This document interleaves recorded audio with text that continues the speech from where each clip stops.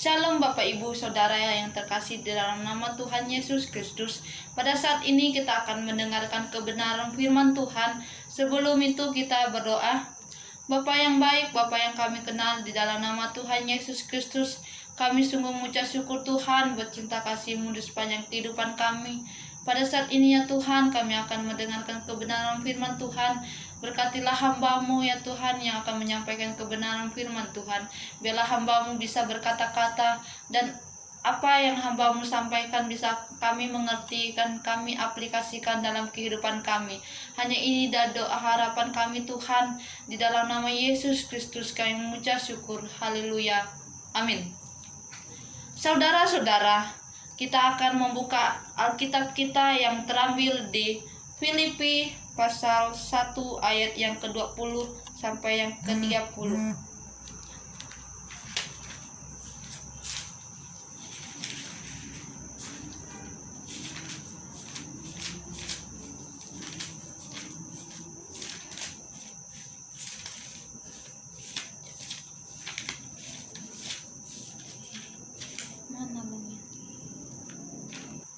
Sekali lagi, Filipi pasal 1 ayat yang ke-27 sampai yang ke-30. Kita akan membacakan bersama-sama.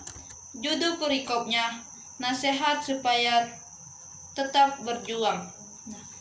Hanya hendaklah hidupmu berpadanan dengan Injil Kristus, supaya apabila aku datang aku melihat, dan apabila aku tidak datang aku mendengar, bahwa kamu teguh berdiri dalam satu roh, dan sehati sejiwa berjuang untuk iman yang timbul dari berita Injil, dengan tiada digentarkan sedikit pun oleh lawanmu.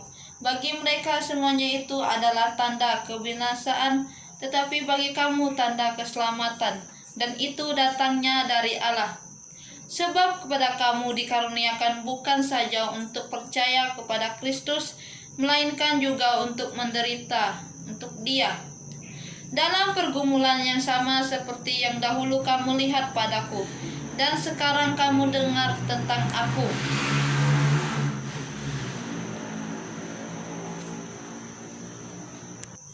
Kitab Filipi ini ditulis oleh Rasul Paulus. Tahun penulisan kitab Filipi ini yaitu sekitar 60 sampai 62 Masehi. Tujuan kitab Filipi ini untuk memberikan nasihat kepada jemaat di kota Filipi, karena di kota itu terjadi perpecahan, sehingga Filipi menuliskan surat ini dan mengutus seseorang anak rohaninya mengantar surat tersebut, sebab Paulus sendiri itu sedang berada di dalam penjara. Di sini saya akan mengangkat tema yaitu berjuang di dalam Tuhan.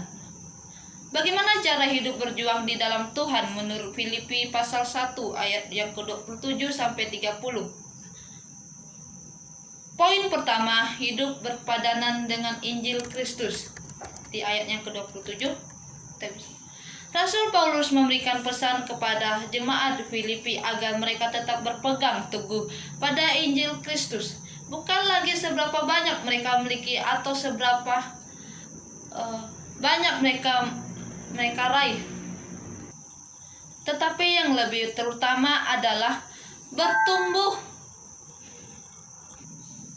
dan berkembang di dalam Kristus. Paulus menyampaikan hal ini bukan hanya sebagai nasihat yang boleh diterima sebagai pilihan, tetapi ini adalah suatu kalimat bersifat perintah berbentuk inspiratif. Hendaknya hidup berpadanan dengan Injil Kristus.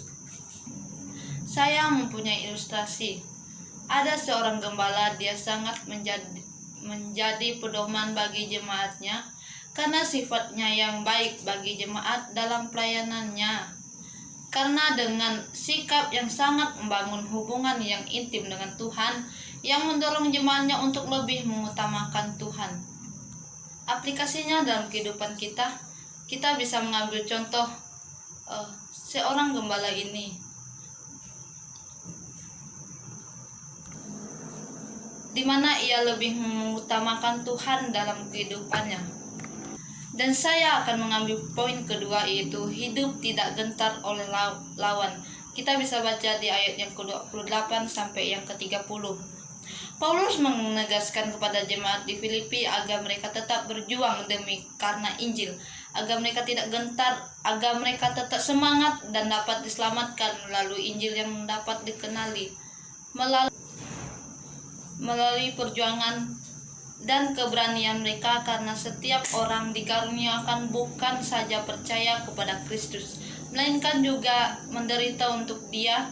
Sebab Paulus menegaskan kepada jemaat di Filipi agar mereka tetap berjuang dan berani mengabarkan Injil Kristus, karena itu merupakan tanda keselamatan dan selalu mengutamakan Tuhan daripada kepentingan pribadi. Dan saya akan mengambil sebuah ilustrasi. Dapat kita ketahui mengenai kisah Daud yang menjadi raja atas Israel.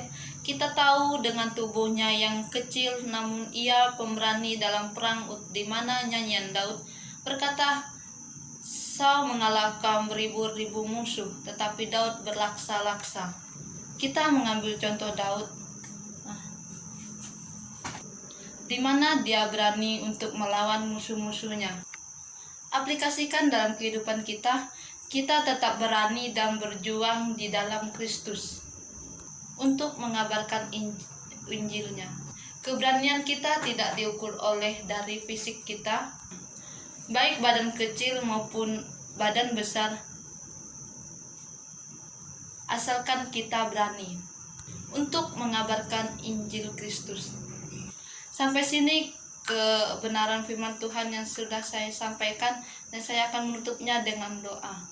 Bapa kami yang berada dalam kerajaan surga, kami sudah mendengar kebenaran firman Tuhan. Biarlah firman ini bisa kami mengerti, kami memahami, dan kami akan aplikasikan dalam kehidupan kami. Biarlah Tuhan yang menjamah kami, ya Tuhan Yesus. Yang doa ada harapan kami dalam nama Yesus Kristus. Haleluya. Amin.